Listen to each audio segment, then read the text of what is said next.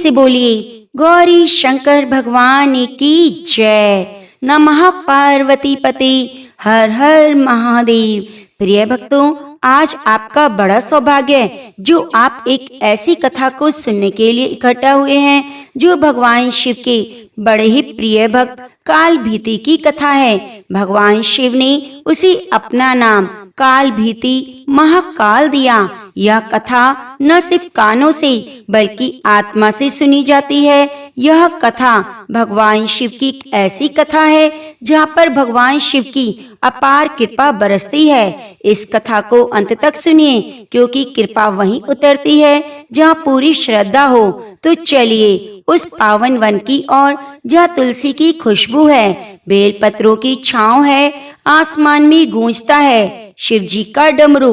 यहीं से शुरू होती है एक ऐसी कथा जो भगवान शिव के प्रिय भक्त की कथा है। पूर्व काल की बात है। काशीपुरी में मांटी नाम से एक प्रसिद्ध महायशस्वी ब्राह्मण हुआ करते थे। वे जप करने में सर्वश्रेष्ठ थे।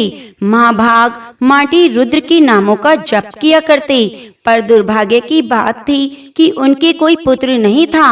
अतः पुत्र के लिए रुद्र मंत्रों का जप करते उनके 100 वर्ष पूरे हो गए तो उनकी कठिन तपस्या देखकर भगवान शंकर बहुत प्रसन्न हुए। दर्शन देकर कहने लगे, हे मांटी, मैं तुम्हारी तपस्या से प्रसन्न हूँ। मैं तुम्हें वरदान देता हूँ कि तुम्हें एक बुद्धिमान पुत्र उत्पन्न होगा जिसका प्रभाव और पराक्रम मेरे ही समान होगा। वह तुम्हारे संपूर्ण कुल का उद्धार करेगा। भगवान शंकर का यह वरदान सुनकर मांटी को बड़ा हर्ष हुआ। कुछ काल के अनंतर महात्मा मांटी की पत्नी ने गर्भ धारण किया। उन्हें गर्भ धारण किए 4 वर्ष बीत गए, परंतु गर्भ का बालक माता का उदर छोड़कर बाहर नहीं निकलता। तब मांटी ने उनसे कहा, बेटा, विभिन्न योनियों में पड़े हुए जीव ये सोचा करते हैं कि हम कब मनुष्य योनि में जन्म लेंगे, जहाँ धर्म, अर्थ, काम और मोक्ष की प्राप्ति होती है और जिसमें किए हुए पूजन का भी महान फल प्राप्त होता है, तथा जहाँ पितरों और देवताओं के संतोष के लिए नाना प्रकार के धर्म अनुष्ठान का अवसर प्राप्त होता है। ऐसे मनुष्य जन्म पाने की अभिलाषा भी देवता रखते हैं। तो तुम इस योनि को इस तरह अनादर क्यों कर रहे हो? माता के उदर में ही बैठे हो। 4 साल बीत गए इसी प्रतीक्षा में कि तुम अभी आओगे, कब आओगे बेटा, क्या बात है? तो गर्भ में स्थित वह शिशु कहने लगा, पिताजी, मैं भी यह सब कुछ जानता हूँ कि वास्तव में मनुष्य जन्म परम दुर्लभ है, बड़ी मुश्किल से मिलता है, किंतु मैं तो काल के मार्ग से सदा ही बहुत डरता हूँ। विद्वान पुरुष को उसी वस्तु के लिए यत्न करना चाहिए जो दुख युक्त ना हो। यदि मेरा यह मन भयानक और गंभीर काल से ताड़ित होकर मुझे तरह तरह के कष्टों का सामना ना करना पड़े तो मैं परम दुर्लभ मनुष्य जन्म को इसी समय प्राप्त कर सकता हूँ। तो गर्भस्थ शिशु की बात सुनकर उनके पिता मांटी भगवान सदाशिव की शरण में गए और कहने लगे, हे देव देवेश्वर, आप मेरी रक्षा कीजिए। हे भगवान, आपने ही मुझे वरदान दिया है पुत्र का और आप ही उसका जन्म कराइए। मैं तो पुत्र की लालसा में 4 वर्ष से उसका इंतजार कर रहा हूँ। तब माटी की अतिशय भक्ति से संतुष्ट होकर भगवान महेश्वर अपनी विभूतियों से कहने लगे कि ज्ञान, धर्म, वैराग्य, ऐश्वर्य, अज्ञान, अधर्म, अवैराग्य, अनश्वर, तुम सारे लोग जल्दी से जाओ और माटी के पुत्र को समझाओ। तब वह विभूतियां सदाशिव की आज्ञा पाकर उस गर्भ के पास उसे समझाने के लिए जाती हैं और कहती हैं, महामते मांटी कुमार, तुम्हें अपने मन में भय नहीं करना चाहिए। हम चारों धर्म, ज्ञान, वैराग्य और ऐश्वर्य तुम्हारे मन से कभी अलग नहीं होंगे। तत्पश्चात अधर्म आदि कहने लगे, हम तुम्हारे पास कभी नहीं आएंगे। तुम्हें नमस्कार है, तुमको हमसे भय नहीं होगा। इन विभूतियों के द्वारा ऐसा आश्वासन मिलने पर वह गर्भ का बालक शीघ्र ही बाहर निकल आया। जन्म लेते ही वह कांपने और रोने लगा। तब विभूतियों ने कहा, हे मांटे, तुम्हारा पुत्र अब भी काल मार्ग से भयभीत होकर कांपता और रोता है, इसलिए यह काल भीति नाम से प्रसिद्ध होगा। इस प्रकार वरदान देकर वे विभूतियां महादेव जी के पास चली गईं और वह बालक शुक्ल पक्ष के चंद्रमा के समान प्रतिदिन बढ़ने लगा। संस्कारों से संस्कृत होने पर उस बुद्धिमान बालक ने पाशुपात मंत्र की दीक्षा ली और सदोजात 5 मंत्रों का जप करते हुए वह तीर्थ यात्रा में तत्पर हो गया। जब महासागर संगम रूप गुप्त क्षेत्र के गुणों का वर्णन सुना तो सुनकर काल भीति भी वह चला गया और मही के जल में स्नान करके 1 करोड़ मंत्र का जप किया। जप समाप्त करके जब वह लौटा तो उसने थोड़ी ही दूर पर एक बिल्व का वृक्ष देखा।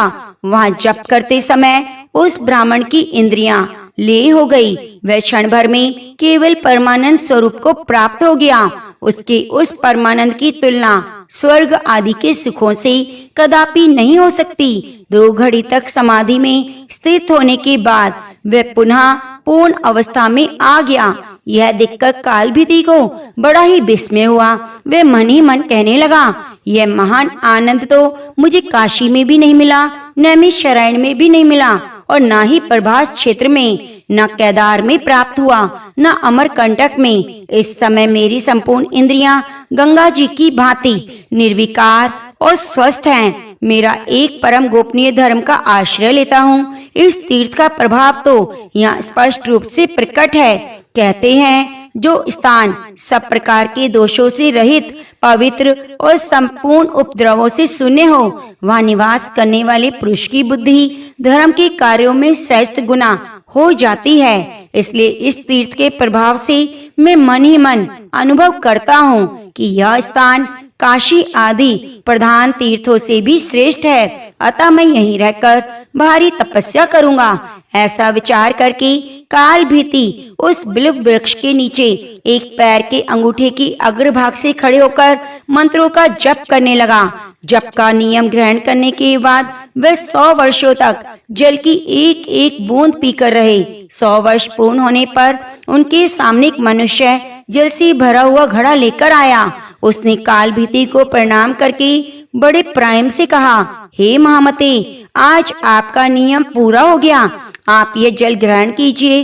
तो काल भीति उसकी बात सुनकर कहने लगा, आप किस वर्ण के हैं, आपका आचार व्यवहार क्या है, यह सब कुछ मुझे यथार्थ रूप से बताइए। आपके जन्म और आचार जान लेने पर ही मैं जल ग्रहण करूंगा, अन्यथा नहीं। तो वह मनुष्य कहने लगा, मैं अपने माता पिता को नहीं जानता, अपने आप को सदा इसी रूप में देखता हूँ। आचारों और धर्मों से मेरा कोई प्रयोजन नहीं। तो काल भीति ने कहा, यदि ऐसी बात है तो मैं आपका जल कभी ग्रहण नहीं करूंगा। इस विषय में मेरे गुरुदेव ने वैदिक सिद्धांत के अनुसार जो उपदेश दिया है उसे तुम ध्यान से सुनो। जिसके कुल का ज्ञान ना हो, जिसके जन्म में वीर्य शुद्धि का अभाव हो, अन्न खाने जल पीने वाला साधु पुरुष तत्काल ही कष्ट में पड़ जाता है। जो हीन वर्ण का है और जो भगवान शिव का भक्त नहीं, इन 2 प्रकार के मनुष्यों को दान देते समय उसे लेने का अनाधिकारी समझना चाहिए। तो काल भीति की बात सुनकर वह मनुष्य कहने लगा कि मुझे तो तुम्हारी इस बात पर बड़ी हंसी आती है कि बड़े अविवेकी हो। जब सारे भूतों में सदा भगवान शंकर निवास करते हैं, तब किसी के प्रति भली या बुरी बात नहीं करनी चाहिए, क्योंकि इससे भगवान शिव की निंदा हो जाती है। जो अपने और दूसरों के बीच अंतर मानता है, उस भेदी पुरुष के लिए मृत्यु अत्यंत घोर भय उपस्थित होती है। अथवा यदि शुद्धि का भी विचार किया जाए तो बताओ, इस जल में क्या अपवित्रता है? यह घड़ा मिट्टी का बना है और अग्नि में पकाया गया, फिर यह घड़ा जल से भर दिया गया। इन सब वस्तुओं में मुझे तो कहीं अशुद्धि नजर नहीं आई। यदि कहें कि मेरे संसर्ग से अशुद्धि आ गई तो यह भी स्पष्ट नहीं, क्योंकि वैसी दशा में जब मैं इस पृथ्वी पर हूँ तो आप यहाँ पर क्यों रहते हैं? बताइए, इस पृथ्वी पर क्यों चलते हैं? आपको ऐसा करना चाहिए कि आप आकाश मार्ग में चलो।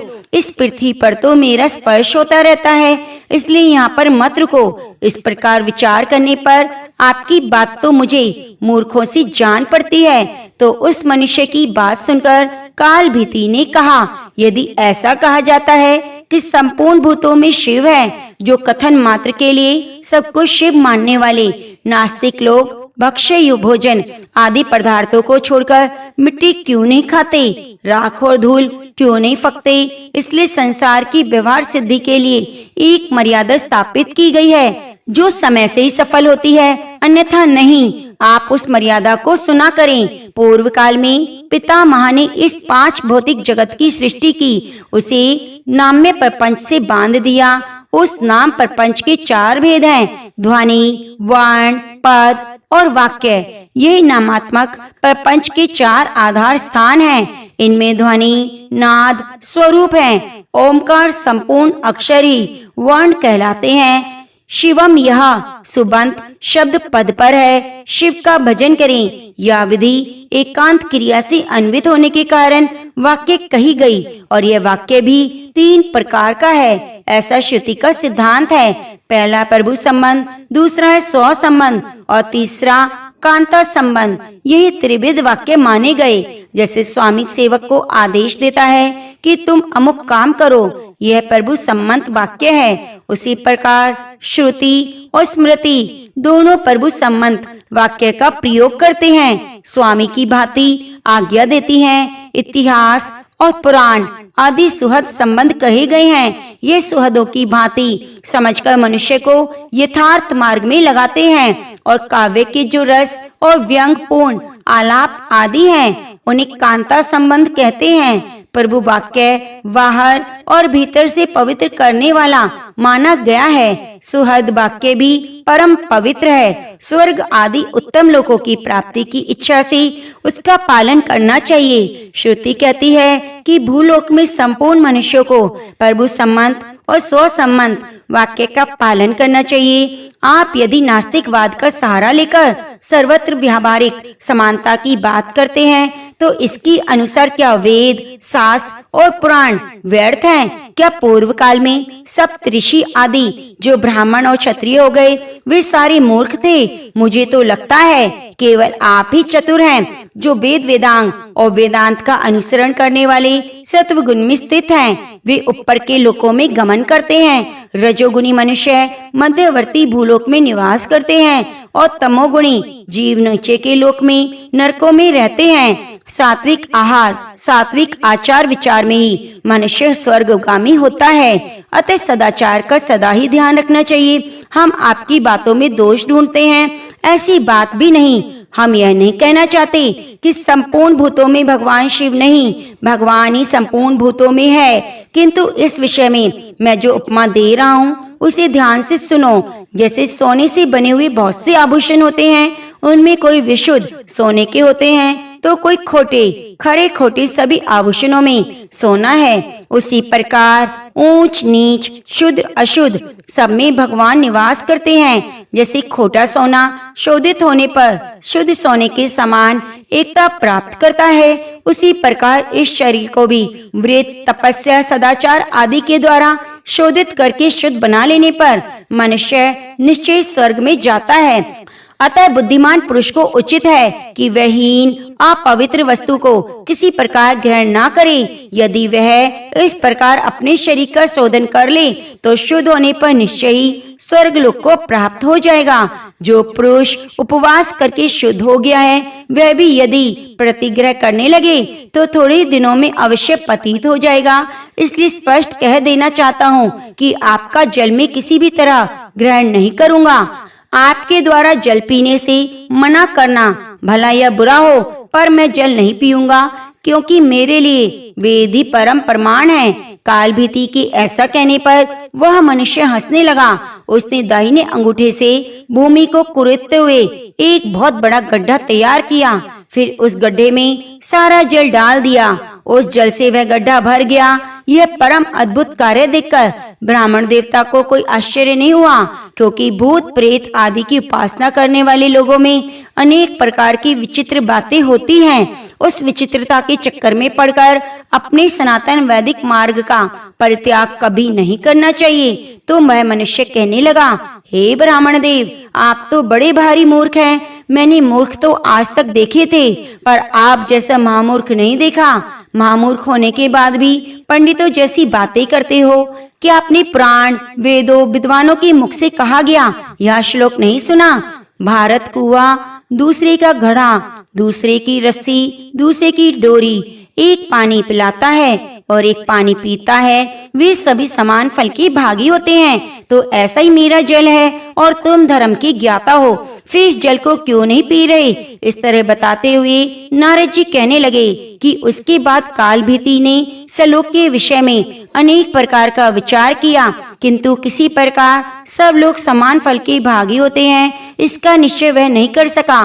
फिर घट आदि साधनों द्वारा जो समान फल भागी होने की बात कही गई थी, उस बात पर भी कालभीति ने विशेष रूप से विचार किया और इस निश्चय पर पहुंचा कि यदि एक कार्य में अनेक सहायक हों तो समान फल के भागी होते हैं। जैसे एक नौका का निर्माण करने में यदि अनेक पुरुषों ने धन लगाया है तो उन सबको समान भाग होगा, इसी प्रकार कर्ता को प्राप्त होने वाला सब फल सह कार्यों में बट जाया करता है।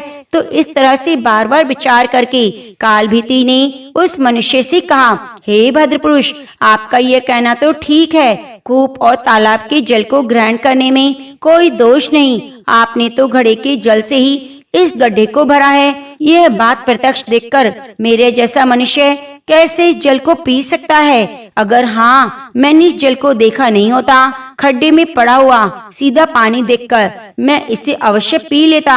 अतः यह अच्छा हो या बुरा हो, मैं इस जल को नहीं पीना चाहता। तो कालभीति के इस प्रकार दृढ़ निश्चय कर लेने पर वह पुरुष हंसकर क्षण भर के लिए अंतर्ध्यान हो गया। तो इस तरह उसके वहां से अंतर्ध्यान होने पर कालभीति को बड़ा आश्चर्य हुआ और सोचने लगा, ये क्या वृतांत है?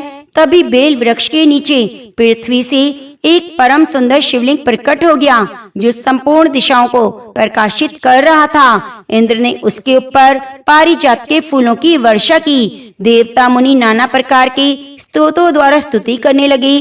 तब कालभीति यह देखकर बहुत प्रसन्न हुआ और प्रसन्न होकर इस तरह स्तुति करनी आरंभ की, जो पाप के काल, संसार रूपी पंख के काल, काल के काल, काल मार्ग के भी काल हैं, जिनके कंठ में काला चिन्ह सुशोभित है, जो संसार के काल रूप हैं। उन भगवान महाकाल की मैं शरण लेता हूँ। श्रुति आपको संपूर्ण विद्याओं का ईश्वर बताकर स्तुति करती है। आप समस्त भूतों के ईश्वर और पर पिता हैं। ऐसी महिमा वाले आप महेश्वर को नमस्कार है। वेद जिसकी स्तुति करते हैं, उन तत्पुरुष नामक वाले आपको हम जानते हैं, हमेशा आपका ही चिंतन करते हैं। हे देव देवेश्वर, आप हमें शरण दीजिए, आपको नमस्कार है। इस प्रकार कालभीति की स्तुति करने पर महादेव जी ने लिंग रूप से निकलकर कालभीति को प्रत्यक्ष दर्शन दिए। अपने तेज से त्रिलोकी को प्रकाशित करते हुए कहा, हे ब्राह्मण, तुमने इस महातीर्थ में रहकर जो मेरी अतिशय आराधना की, उससे मैं बहुत संतुष्ट हूँ। हे वत्स, काल तुम्हारे ऊपर किसी भी प्रकार का शासन नहीं कर सकता। मैं ही तुम्हारी धर्म निष्ठा देखने के लिए मनुष्य रूप में यह पानी का घड़ा लेकर आया था। ये धर्म मार्ग धन्य है, जिसका तुम्हारे जैसे धर्मज्ञों द्वारा पालन होता है। मैंने यह गड्ढा और तालाब सब तीर्थों के जल से भरा है। यह परम पवित्र जल है, तुम्हारे लिए मैंने संग्रह किया। तुमने जो मेरी स्तुति की, उसमें वैदिक मंत्रों का रहस्य भरा हुआ है। मैं तुम पर बहुत प्रसन्न हूँ। तुम मुझसे कोई मनवांछित वर मांगो, मैं तुम्हारे लिए कुछ भी वरदान देने को तैयार हूँ। तो भगवान शिव की बात सुनकर कालभीति ने कहा, हे प्रभु, यदि आप मुझ पर संतुष्ट हैं तो मैं धन्य हूँ। मुझ पर आपका महान अनुग्रह है। आपके संतोष से सब धर्म सफल हो जाते हैं, अन्यथा वे सब श्रम देने वाले ही माने गए हैं। हे प्रभु, यदि आप संतुष्ट हैं तो सदा यही निवास करें। आपके इस शिवलिंग पर जो भी दान पूजन आदि किया जाए, वह अक्षय हो। हे देव देवेश्वर, 5000 मंत्र जपने से जो फल मिलता है, वही फल मनुष्यों को इस शिवलिंग का दर्शन करने मात्र से प्राप्त हो। हे महेश्वर, आपने काल मार्ग से मुझे छुटकारा दिलाया, इसलिए यह शिवलिंग महाकाल के नाम से प्रसिद्ध हो। जो मनुष्य इस कूप में स्नान करके पितरों का तर्पण करे, उसे सब तीर्थों का फल प्राप्त हो, पितरों को अक्षय गति प्राप्त हो। तो कालभीति की बात सुनकर भगवान शंकर बहुत प्रसन्न हुए और कहने लगे, जहाँ स्वयंभू लिंग हो, वह मैं नित्य निवास करता हूँ। स्वयंभू लिंग, रतन लिंग, धातुज लिंग, चंदन आदि लेप जनित लिंग हैं। इनमें अंतिम लिंग की अपेक्षा पूर्व वाले लिंग 10 गुना अधिक फल देने वाले होते हैं। आकाश में तारतम्य लिंग, पाताल में हटकेश्वर लिंग, भूमंडल पर स्वयंभू लिंग, ये तीनों शुभ हैं। तुमने विशेष रूप से जिसके लिए प्रार्थना की है वह सब पूर्ण होगा। यहाँ फूल, फल, पूजा, स्तुति, निवेदन करना, दान, दूसरों के लिए शुभ कर्म करना सब अक्षय होगा। बेटा, माघ मास के कृष्ण पक्ष की चतुर्दशी को शिव योग में जो लिंगोचन के पहले कूप में स्नान करके पितरों का दर्पण करेगा उसे सब तीर्थों के फल की प्राप्ति होगी, पुत्रों की अक्षय गति होगी। उसी दिन की रात्रि में जो प्रत्येक पहर में महाकाल का पूजन करेगा सब लिंगों के समीप जागरण करने का फल मिलेगा। जो पुरुष सदा जितेंद्रिय रहकर शिवलिंग में मेरी पूजा करेगा भोग और मोक्ष से कभी दूर नहीं रहेगा। जो चतुर्दशी, अष्टमी, सोमवार और पर्व के दिन इस सरोवर में स्नान करके शिवलिंग की पूजा करेगा वह शिव को प्राप्त होगा। यहाँ किया हुआ जाप, ताप, रुद्र जाप सारे के सारे अक्षय होंगे। तुम नंदी के साथ मेरे दूसरे द्वारपाल बनोगे। हे वत्स, काल मार्ग पर विजय पाने से तुम चिरकाल तक महाकाल के नाम से प्रसिद्ध होगे। यहाँ बहुत ही जल्द राज ऋषि कर्दम आने वाले हैं, उन्हें धर्म का उपदेश करके तुम मेरे लोक में चले आना। इस तरह कहकर भगवान रुद्र उस लिंग में लीन हो गए।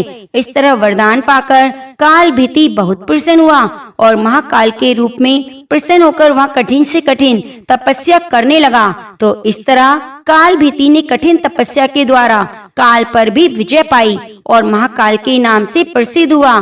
भगवान के भक्तों की कथाएं सुनकर केवल न हमारा मन शुद्ध होता है बल्कि आध्यात्मिक ज्ञान प्राप्त होता है। यह हमारी भगवान के प्रति भाव को गहरा करता है, व्यक्ति को मुक्ति के करीब लाता है। भगवान शिव की दिव्य कथाएं जो आध्यात्मिक ज्ञान और समझ प्रदान करती हैं, अतः हर व्यक्ति को अपने जीवन में भगवान शिव की कथाओं को, पुराणों की कथाओं को जरूर सुनना चाहिए। जिस भी घर में पुराणों की शब्दों की ध्वनि जाती है वह घर पवित्र हो जाता है, जिसमें भगवान शंकर बहुत ही प्रसन्न होते हैं और हमारे घर में सुख सौभाग्य का वास होता है।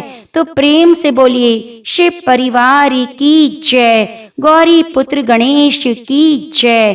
प्रिय भक्तजनों, आज मैं आपको सुनाने जा रही हूँ शिव महापुराण की पवित्र पौराणिक कथा। जब कोई भक्त शिव महापुराण का पाठ आरंभ करता है तो यह केवल एक ग्रंथ नहीं पढ़ता बल्कि शिव की दिव्य ऊर्जा से स्वयं को जोड़ता है। शिव पुराण न केवल 18 प्रमुख पुराणों में से एक है बल्कि कलयुग में मोक्ष का मार्ग है। शिव पुराण की महिमा और स्वरूप महापुराण 18 महापुराणों में से एक प्रमुख पुराण है। यह कलयुग के पापों से मुक्ति दिलाने वाला दिव्य शस्त्र है। भगवान शिव की कृपा प्राप्त करने हेतु इस पुराण का पाठ, श्रवण और मनन अत्यंत महत्वपूर्ण है। शिव पुराण में वर्णन है कि संपूर्ण सृष्टि का निर्माण भगवान शिव की इच्छा से हुआ। जो व्यक्ति श्रद्धा से भगवान शिव की भक्ति करता है उसे संसार की सभी वस्तुएं प्राप्त हो जाती हैं। भगवान शिव अपने भक्तों की मनोकामनाओं को पूरी करते हैं। इस पुराण में कहा गया है जो नियमित रूप से शिवलिंग की पूजा करता है, शिव का ध्यान करता है,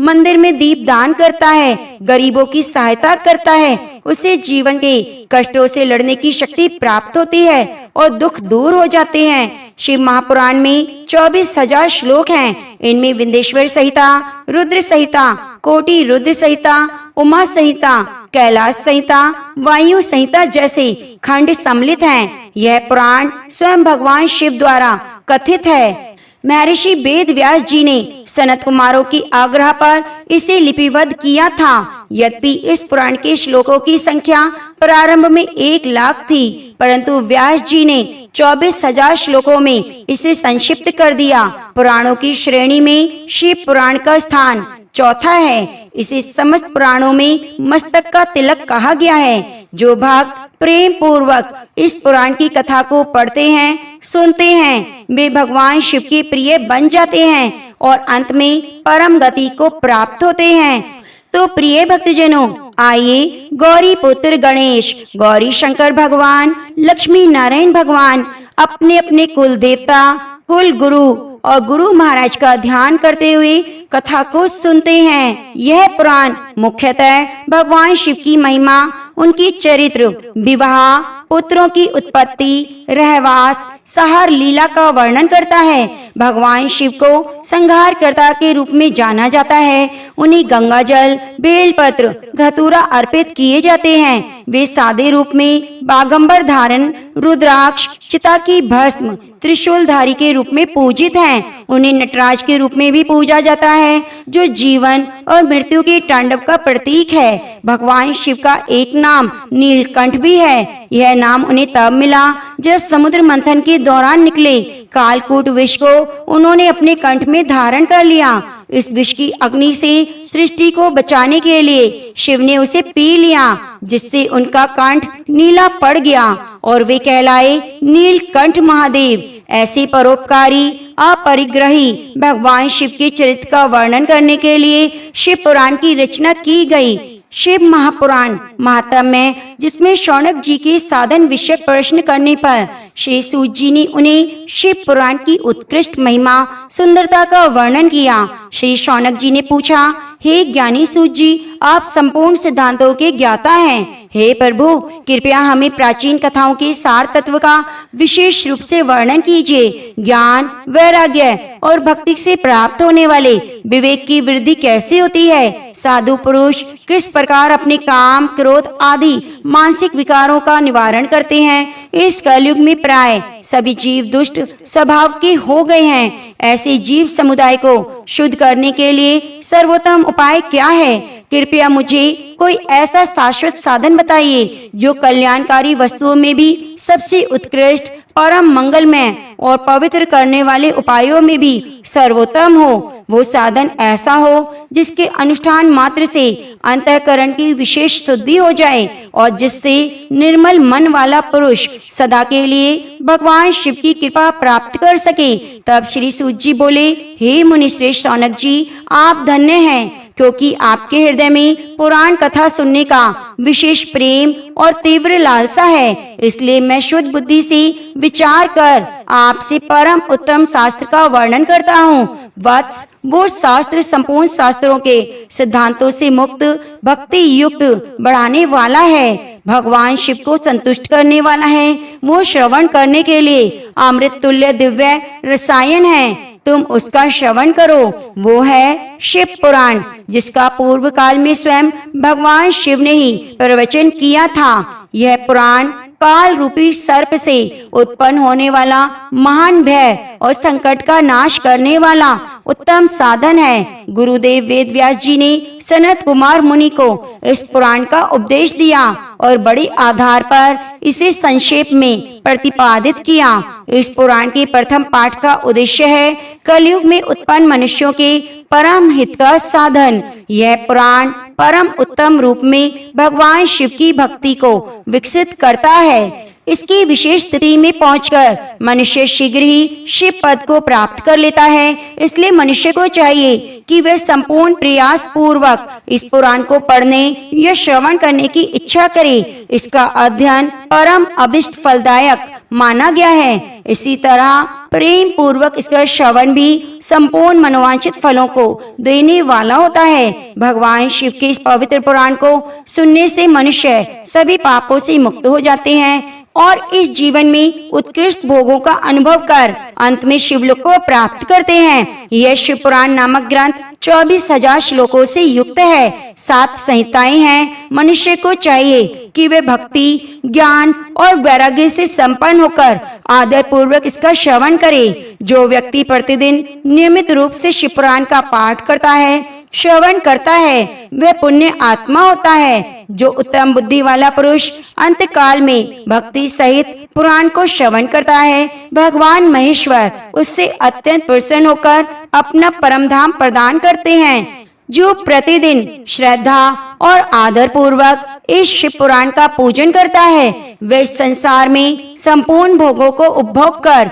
अंत में भगवान शिव की परम पद को प्राप्त कर लेता है। जो प्रतिदिन आलस्य से रहित होकर स्वच्छ वस्त्र आदि से युक्त होकर इस पुराण का सत्कार करता है, वह सदा सुखी रहता है। यह पुराण निर्मल, पवित्र और भगवान शिव का सर्वस्व है। जो व्यक्ति इस लोक और परलोक में सुख की कामना करता है, उसे आदर पूर्वक इसका श्रवण और पठन करना चाहिए। यह पवित्र उत्तम शिव पुराण धर्म, अर्थ, काम, मोक्ष इन चारों पुरुषार्थों को देने वाला है। अतः सदा प्रेम पूर्वक इसका श्रवण करें। आपने कृपा करके हमें ये अद्भुत दिव्य कथा सुनाई। भूतल पर इस कथा के समान कल्याणकारी कोई दूसरा साधन नहीं। यह बात हमने आज आपकी कृपा से निश्चय पूर्वक समझ ली। हे सूत जी, कृपया करके बताइए, इस कलयुग में इस कथा को सुनने से कौन कौन से पापी भी शुद्ध हो जाते हैं? कृपया बताकर इस जगत को कृतार्थ करें। तब श्री सूत जी कहने लगे, हे मुनिवर, जो मनुष्य पापी, दुराचारी, काम, क्रोध आदि में निरंतर डूबे रहते हैं, वे भी शिव पुराण का श्रवण और पठन करने से शुद्ध हो जाते हैं। इसी विषय में ज्ञानी मुनि एक प्राचीन इतिहास का उदाहरण दिया करते हैं, जिसके श्रवण मात्र से पापों का पूरी तरह नाश हो जाता है। प्राचीन काल की बात है। कौशाम्बी नगर प्रयागराज के समीप में एक ब्राह्मण रहता था, जो ज्ञान में दुर्बल, अत्यंत दरिद्र, वैदिक धर्म में विमुख, संध्या वंदन आदि कर्मों से भ्रष्ट हो गया। उसने अपने ऊपर विश्वास करने वाले लोगों को धोखा देकर उनका धन हड़प लिया। उसने ब्राह्मणों, क्षत्रियों, वैश्यों, शूद्रों सभी को छल कपट से ठग लिया, किंतु उसने अपने पापित धन का एक भी भाग धर्म में नहीं लगाया। वो वैश्यगामी था, चरित्रहीन था, समस्त आचार व पाठ से भ्रष्ट हो चुका था। एक दिन घूमता घामता द्वारका से प्रयागराज स्थित प्रतिष्ठानपुर जा पहुंचा। वहां उसने एक सुंदर शिवालय देखा, जहां कई साधु संत एकत्रित थे। देवराज नामक वो ब्राह्मण वहीं ठहर गया, किंतु वहां पहुंचते ही उसे ज्वर यानी तेज बुखार हो गया। ज्वर से पीड़ित होकर वे अत्यंत दुखी हो गया। उसी शिवालय में एक ब्राह्मण शिव पुराण की कथा सुना रहे थे। ज्वर से पीड़ित देवराज वहीं लेटा रहा और निरंतर शिव कथा को सुनता रहा। इसी तरह एक मास बीत गया। देवराज ने शरीर त्याग दिया। तभी यमराज के दूत आए, बांधकर यमपुरी में ले गए। उसी समय शिवलोक से भगवान शिव के पार्षदगण आए। वे सब गौर वर्ण के भस्म से लिपे हुए, रुद्राक्षधारी, त्रिशूलधारी, अत्यंत तेजस्वी थे। उन्होंने क्रोध पूर्वक यमदूतों को भगाया और देवराज को उनके चंगुल से मुक्त कर लिया। फिर वे उसे एक दिव्य विमान पर बिठाकर कैलाश पर्वत की ओर ले जाने लगे। यमपुरी में यह कोलाहल सुनकर यमराज स्वयं बाहर आए। उन शिवगणों को देखकर उन्होंने विधि पूर्वक उनका स्वागत किया। ज्ञान दृष्टि से संपूर्ण वृतांत जान लिया। धर्मराज ने किसी प्रकार का कोई प्रश्न नहीं किया, बल्कि श्रद्धा और नम्रता से इस शिव गणों की पूजा की। उसके बाद शिवगण देवराज को कैलाश पर्वत पर ले गए और वहां भगवान शिव के चरणों में सौंप दिया। हे मुनिवर, इस प्रकार शिव पुराण का श्रवण करने मात्र से एक अत्यंत पापी ब्राह्मण भी मोक्ष का अधिकारी बन गया। इस इतिहास को सुनकर मेरा मन आनंद में निमग्न हो गया है। कृपया करके अब एक ऐसी और शिव कथा कहिए जो भगवान शिव में प्रेम बढ़ाने वाली हो। तब श्री सूत जी बोले, हे मुनि श्रेष्ठ, अब मैं तुम्हारे सामने एक और गोपनीय कथा का वर्णन करता हूँ, क्योंकि तुम शिव भक्तों में अग्रणीय हो, अतः ध्यान पूर्वक सुनो। समुद्र के निकट वसुकल्प नामक एक ग्राम था। वहाँ के निवासी वैदिक धर्म से विमुख, दुर्व्यवहारी, भिक्षक, देवताओं और भाग्य पर विश्वास न करने वाले थे। वे सभी कुटिल वृत्ति वाले थे, हिंसक थे। उन्हें धर्म का कोई ज्ञान नहीं था। वे पशु बुद्धि से युक्त थे। वहाँ के ब्राह्मण भी अधार्मिक, स्वधर्म से विमुख, छल कपट में लिप्त और पाप कर्म में लगे हुए थे। उनकी स्त्रियां भी स्वेच्छाचारी, पापा आसक्त, सदाचारहीन थी। उसी गांव में एक ब्राह्मण रहता था, जो अत्यंत ही सामर्थ्यवान था, किंतु दुराचारी और पापी था। उसकी स्त्री अत्यंत सुंदर थी, धर्म परायण थी। उसका नाम था चंचुला, जो सदा उत्तम धर्म का पालन करती, किंतु उसका पति ब्राह्मणशील व्यभिचारी था। वर्षों तक वह स्त्री धर्म के मार्ग पर अड़िग रही, किंतु अंततः अपने पति के प्रभाव से वह भी दुराचार में लिप्त हो गई।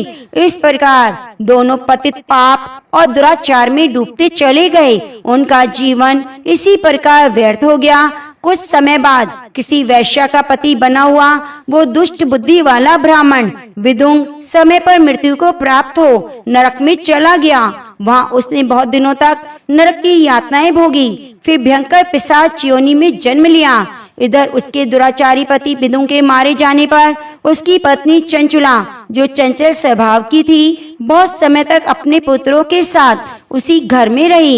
एक दिन की बात है, देवियों द्वारा किसी पुण्य पर्व के आगमन पर वो स्त्री भाई बंधुओं के साथ गोकर्ण नामक क्षेत्र में गई। तीर्थ यात्रियों के साथ उसने भी तीर्थ के जल में स्नान किया। स्नान के बाद वह मेले की भावना से अपने बंधु जनों के साथ घूमने लगी। घूमते घूमते वे एक दिव्य देव मंदिर में जा पहुंची। वहां एक ब्राह्मण भगवान शिव की परम पवित्र मंगलकारी कथा को वाचन कर रहे थे। वो स्त्री वहां बैठ गई और कथा सुनने लगी। ब्राह्मण उस समय कह रहे थे कि जो स्त्रियां पुरुषों से संबंध रखती हैं, उन्हें यमलोक में यमदूत लोहे के तपे हुए शूलों से ढकते हैं। यह सुनते ही वह स्त्री भीतर से कांप गई। कथा समाप्त होने पर जब सभी श्रोता वहां से चले गए, तब वह एकांत में बैठकर उस ब्राह्मण देवता से कहने लगी, हे ब्राह्मण देवता, मैं अपने धर्म को नहीं जानती थी, इसलिए मेरे द्वारा अत्यंत घोर दुराचार हुआ।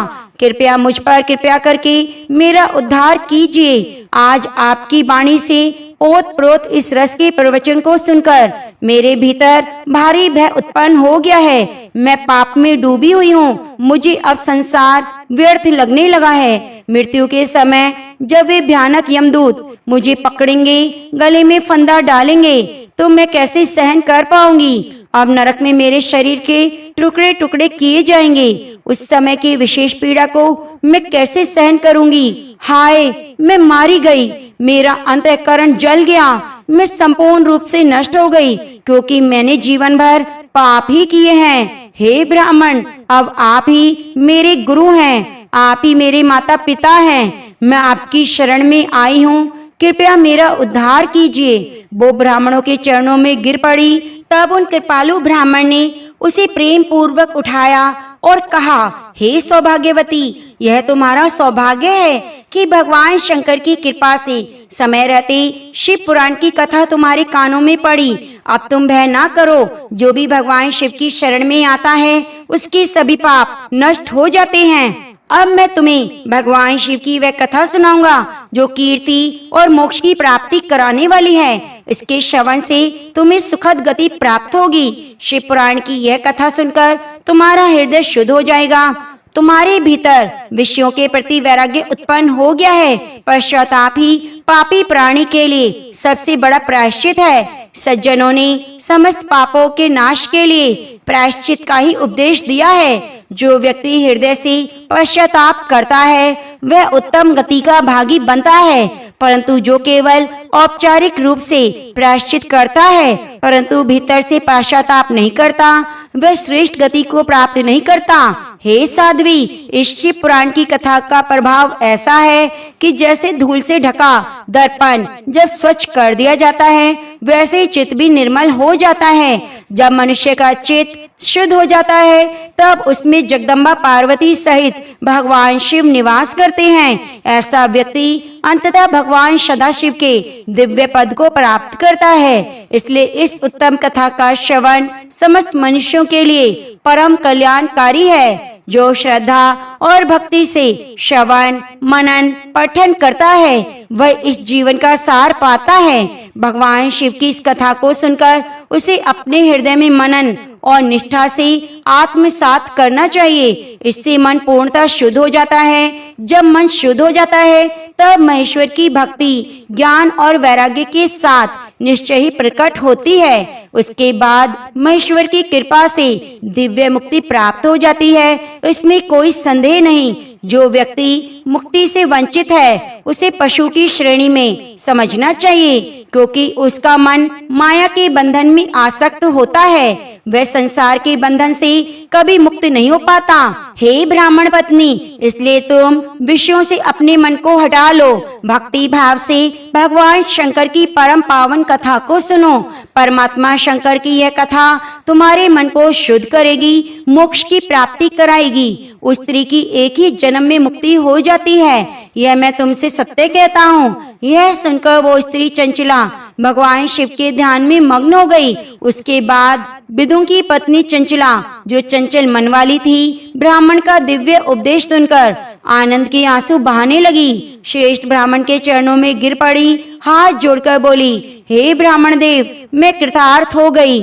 आप महान शिव भक्त हैं, आप धन्य हैं, परमार्थदर्शी हैं, सदा परोपकार में लगे रहते हैं, इसलिए आप साधु श्रेष्ठ पुरुषों में प्रशंसा के योग्य हैं। हे साधु, मैं तो नरक के समुद्र में गिर गई, कृपया मेरा उद्धार कीजिए। पौराणिक तत्व ज्ञान की परिपूर्ण सुंदर शिव पुराण की कथा को सुनकर उसके मन में संपूर्ण विश्व वासनाओं का परित्याग हो गया। इस समय उसके हृदय में गहरी श्रद्धा उत्पन्न हो गई।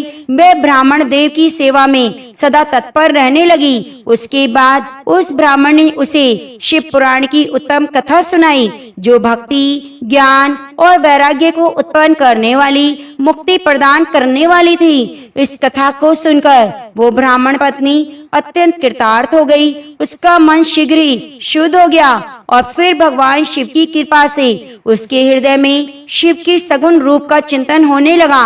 अब उसमें उत्तम बुद्धि उत्पन्न हो गई और भगवान शिव के सच्चिदानंद स्वरूप का बारंबार चिंतन करने लगी। उसके बाद समय पूर्ण होने पर भक्ति, ज्ञान और वैराग्य से युक्त होकर उसने बिना किसी कष्ट के अपने शरीर का त्याग कर दिया। त्रिपुर शत्रु भगवान शिव का विमान द्रुत गति से वहां पहुंचा, जो उनके पार्षदों द्वारा सुशोभित विविध दिव्य शोभा साधनों से युक्त था। चंचला उस विमान पर आरूढ़ हो गई। भगवान शिव के श्रेष्ठ पार्षदों ने उसे शिवपुरी में पहुंचा दिया। अब उसके सारे पाप धुल चुके थे, दिव्य रूप धारण कर चुकी थी, दिव्यांगना बन गई थी। उसकी शोभा अत्यंत विलक्षण हो गई थी। मस्तक पर चंद्र मुकुट शोभा पा रहा था, गौर वर्ण हो गया था। दिव्य आभूषणों से विभूषित वो देवी शिवपुरी में पहुंची। वहां उसने सनातन देवता त्रिनेत्रधारी महादेव को देखा। सभी प्रमुख गण, गणेश, नंदीश्वर, वीरभद्र वहां सेवा में उपस्थित थे। उनके कंठ में नील चिन्ह यानी नीलकंठ शोभित हो रहा था। उनके 5 मुख थे, प्रत्येक मुख में 3-3 नेत्र थे। मस्तक पर अर्धचंद्र रूपी मुकुट था और उनकी वाम भाग में देवी गौरी विराजमान थी। विद्युत के समान प्रकाशमान भगवान शिव का स्वरूप कपूर के समान गौर था। उनका संपूर्ण शरीर श्वेत भस्म से आच्छादित था। श्वेत वस्त्रों से विभूषित परम तेजस्वी प्रतीत हो रहे थे। उस ब्राह्मण पत्नी ने परम उज्जवल रूप का दर्शन किया और अत्यंत प्रसन्न हो गई। वो प्रीति से भरकर उतावले भाव से भगवान को बारंबार नमन करने लगी। फिर हाथ जोड़कर प्रेम, आनंद और संतोष से युक्त होकर विनीत भाव से खड़ी हो गई। उसके शरीर से रोमांच हो उठे। तभी भगवती पार्वती और भगवान शंकर ने उसी करुणा से अपने पास बुलाया और सुंदर दृष्टि से उसकी ओर देखा। पार्वती जी ने उसे दिव्य रूप धारणी प्रिय चंचला को प्रेम पूर्वक उसी क्षण अपनी सखी बना लिया। अब वो परम आनंद ज्योति स्वरूप शिव धाम में अविचल निवास करने लगी और अक्षय सुख का अनुभव करने लगी।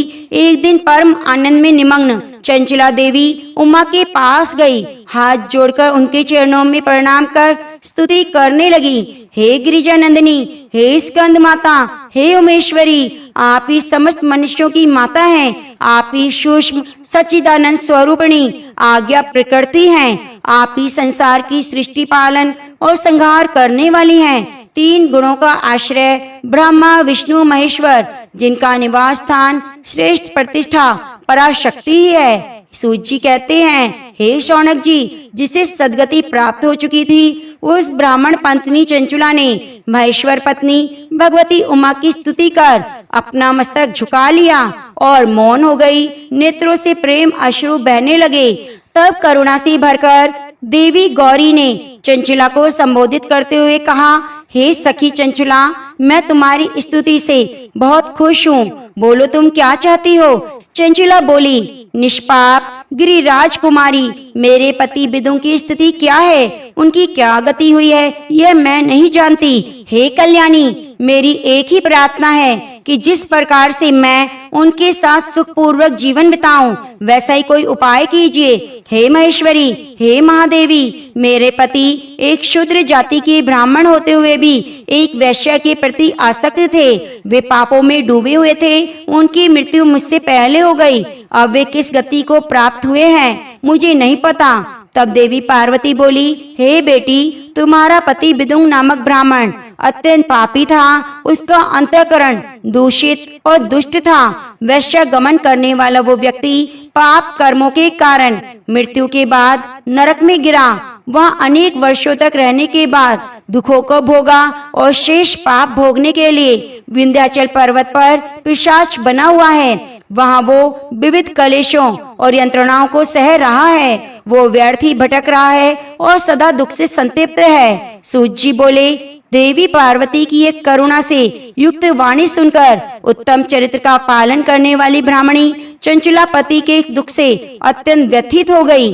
फिर उसने अपने मन को स्थिर किया और महेश्वरी को प्रणाम कर उन्हें पूछा, हे महेश्वरी, हे भगवती, मुझ पर कृपा कीजिए, मेरे उस पापात्मा पति का उद्धार कीजिए। हे देवी, कृपा बताइए, किस उपाय से वह दुष्ट व्यक्ति उत्तम गति प्राप्त कर सकता है? देवी पार्वती बोली, हे सखी, यदि तुम्हारा पति शिव पुराण की पूर्णतः उत्तम कथा को सुने तो वह समस्त दुष्ट गति को पार करके उत्तम गति का अधिकारी बन सकता है। देवी पार्वती के अमृत के समान मधुर वचनों को सुनकर चंचला ने हाथ जोड़कर मस्तक झुका लिया और बारंबार प्रणाम कर उनसे प्रार्थना करने लगी, हे देवी, कृपया मेरे पति को शिव पुराण कथा सुनाने की व्यवस्था कीजिए, जिससे उसके सभी पाप नष्ट हो जाएं और उत्तम गति प्राप्त हो। चंचला की बारंबार प्रार्थना से शिव प्रिया गौरी देवी को करुणा आई। फिर उन्होंने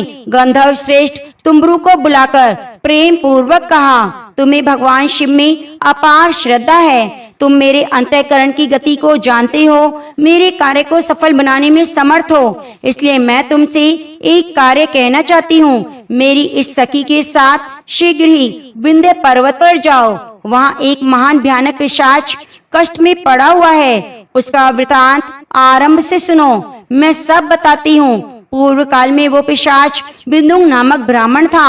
मेरी सखी चंचला का पति था, किंतु वैश्यगामी बन गया। स्नान, संध्या, आचरण सभी धर्म कार्य छोड़ दिए। उसके क्रोध के कारण उसकी बुद्धि भ्रष्ट हो गई। उसे कर्तव्य विवेक का शून्य नहीं रहा। वो सद्गुणों से विमुख और सज्जनों से द्वेष रखने लगा। वो दुष्टों की संगति करने वाला, असत्य बोलने वाला बन गया। हिंसा में प्रवृत्त होकर अस्त्र शस्त्र लेकर व्यर्थ ही हिंसा करता, बिना हाथ धोए भोजन करता, पराई स्त्रियों के घरों में व्यर्थ विचरण करता। चंचला का पति चंडालिनों से प्रेम करता, प्रतिदिन वैश्यों के संपर्क में रहने लगा। वो अत्यंत दुष्ट और पापी था। उसने अपनी पत्नी की प्रीति को त्याग दिया और कुसंग में आनंद लेने लगा। अतः अंत समय आने पर उसकी मृत्यु हो गई। वो पापी आत्मा वैश्यों का भोग स्थान कान्य कुंभ यानी कानपुर में गई और वहां पर अनेक नरकों का भोग करने के बाद अब वो विंध्य पर्वत पर पिशाच बना हुआ है। वहाँ वो पिशाच अपने पापों का फल भोग रहा है। चंचला, अब तुम उसके उद्धार के लिए दिव्य शिव कथा का प्रवचन कराओ। यह कथा समस्त पापों का नाश करने वाली है। शिव पुराण की कथा का श्रवण सबसे उत्तम पुण्यदायक कर्म है। इससे उसका हृदय शीघ्र ही समस्त पापों से शुद्ध हो जाएगा। यह प्रेत योनियों का परित्याग कर देगा। जब वह दुर्गति से मुक्त हो जाएगा, तब विदुं नामक उस पिशाच को मेरी आज्ञा से विमान में बिठाकर भगवान शिव के समीप ले आना। माँ पार्वती के इस प्रकार आदेश देने पर गंधर्वराज तुम्बरू अति प्रसन्न हुए। तब शौनक जी कहने लगे, तुमरू तक्षण विंध्याचल पर्वत की ओर चल पड़ा। वहां आकर उसने देखा कि वह पिशाच अत्यंत ही विकराल, विशाल और बड़े ही मुख वाला है। उसकी दृष्टि भयावह थी। वे कभी हंसता, कभी रोता, कभी उछलता कूदता। भगवान शिव की उत्तम कीर्ति का गान करने वाले महाबली तुमरू ने अत्यंत भयंकर पिशाच को पकड़कर एक मंडप बनाया। वहां महोत्सव युक्त स्थान की रचना की। थोड़ी ही देर में यह बात संपूर्ण क्षेत्र में फैल गई कि देवी पार्वती की आज्ञा से एक पिशाच के उद्धार के लिए शिव पुराण की कथा सुनाई जा रही है। फिर तो वह कथा सुनने के लिए अनेकों देव ऋषि शीघ्र ही वहां पहुंच गए। सभी ने आदर पूर्वक कथा श्रवण करने के लिए समाज बनाया। पर्वत पर एक अद्भुत कल्याणकारी सभा का आयोजन हुआ।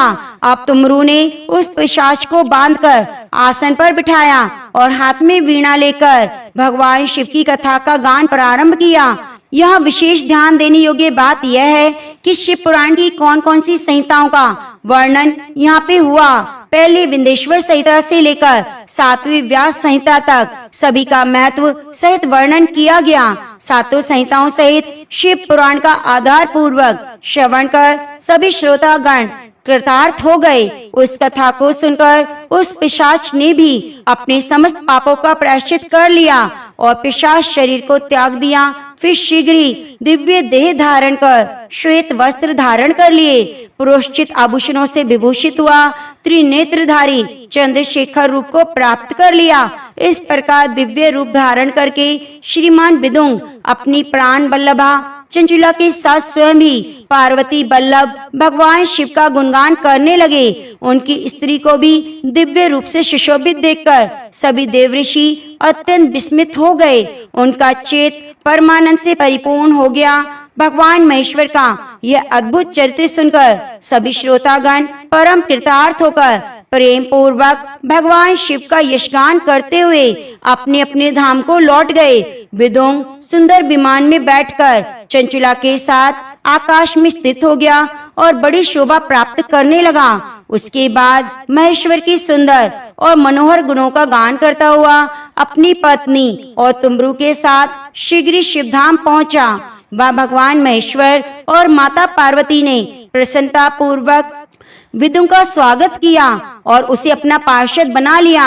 उसकी पत्नी चंचुला देवी पार्वती की सखी बन गई। वे दोनों गहन ज्ञान स्वरूप परमानंदमयी महेश के सनातन धाम में अविचल रूप से निवास करने लगे और परम सुख को प्राप्त हुए। शौनक जी कहते हैं, हे सूत जी, आपको मेरा नमस्कार है। आप धन्य हैं क्योंकि आप शिव भक्तों में श्रेष्ठ हैं। आपके द्वारा बताया गया चरित्र अत्यंत महान और वर्णन करने योग्य है। आप कृपया करके शिव पुराण कथा की श्रवण की विधि बताइए जिससे सभी श्रोताओं को उत्तम फल की प्राप्ति हो सके। तब सूत जी बोले, मुनि श्रेष्ठ, आप सबकी कृपा के लिए मैं शिव पुराण के श्रवण की विधि बताता हूँ। ध्यान पूर्वक सुनो। सबसे पहले किसी योग्य ज्योतिषी को बुलाकर शुभ मुहूर्त का निर्धारण करें, विधि पूर्वक दान दें, उन्हें संतुष्ट करें। सहयोगियों के साथ मिलकर कथा को पूर्ण नियमित रूप से सुनने का संकल्प लें। उसके बाद देश गांव में संदेश भेजें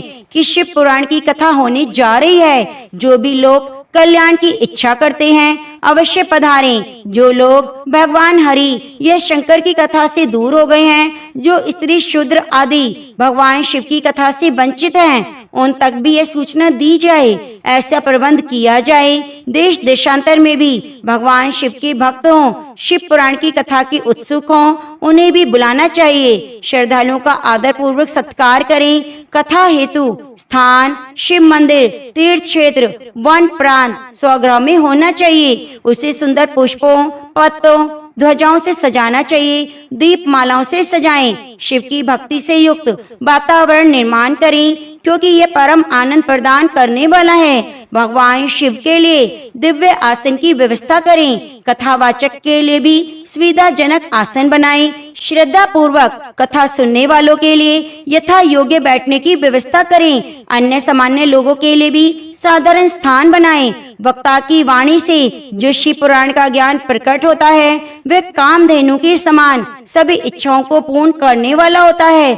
अतः वक्ता के प्रति श्रद्धा भाव रखें। इस संसार में अनेक गुरु होते हैं जन्मदाता, कर्मदाता, शिक्षा देने वाला, परंतु पुराण वक्ता विद्वान को ही परम गुरु माना गया है। वो पुराण वक्ता पवित्र, दक्ष, शांतचित, ईर्ष्या रहित, साधु स्वभाव का, दयालु, प्रवचन में कुशल होना चाहिए। ऐसा विद्वान शिव पुराण की कथा का वाचन करे। जब भी आप शिव महापुराण की कथा को सुने तो आंखें बंद करके मन में भगवान शिव का ध्यान करते हुए कथा को सुने तो प्रेम से बोलिए हर हर महादेव, गौरी शंकर भगवान की जय। हे भोलेनाथ, हे माँ गौरा पार्वती, जो भी भक्त आपकी शिव महापुराण की कथा को ध्यान लगाकर सुन रहा है, आप उनकी सभी मनोकामनाओं को पूरी करना। तो प्रेम से बोलिए नमः पार्वती पते हर हर महादेव। प्रिय भक्तजनों, पूरे श्रावण मास में भगवान शिव की कथा कहानियों को सुनने के लिए आप हमारे चैनल को सब्सक्राइब कर लीजिए और बगल में बनी घंटी को दबा लीजिए, जिससे आने वाली वीडियो की प्रत्येक नोटिफिकेशन आपको सबसे पहले मिल सके। अब आइए सुनते हैं भोलेनाथ की आरती।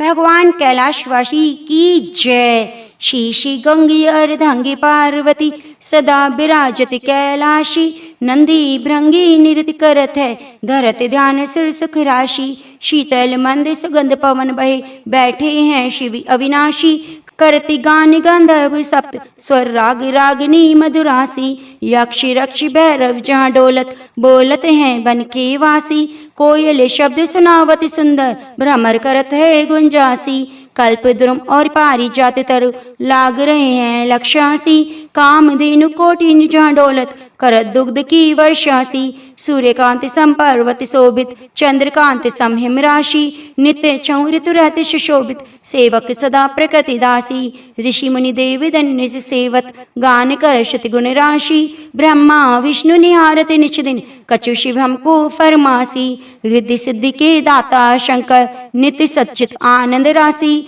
जिनके सुमरत ही कट जाती, कठिल कालियम की फांसी, त्रिशूल धर्जी का नाम निरंतर, प्रेम सहित जो नरगासी, दूर हुई विपदा उस नर की, जन्म जन्म शिव पद पासी, कैलाशी काशी के वासी, अविनाशी मेरी शुद्ध लीजो, सेवक जाने सदा चरणन को, अपनो जाने कृपा कीजो, तुम तो प्रभु जी सदा दया में, अब गुण मेरे सब ढकियो, सब अपराध क्षमा कर शंकर, किंकर की विनती सुनियो, बोले किंकर की विनती सुनियो।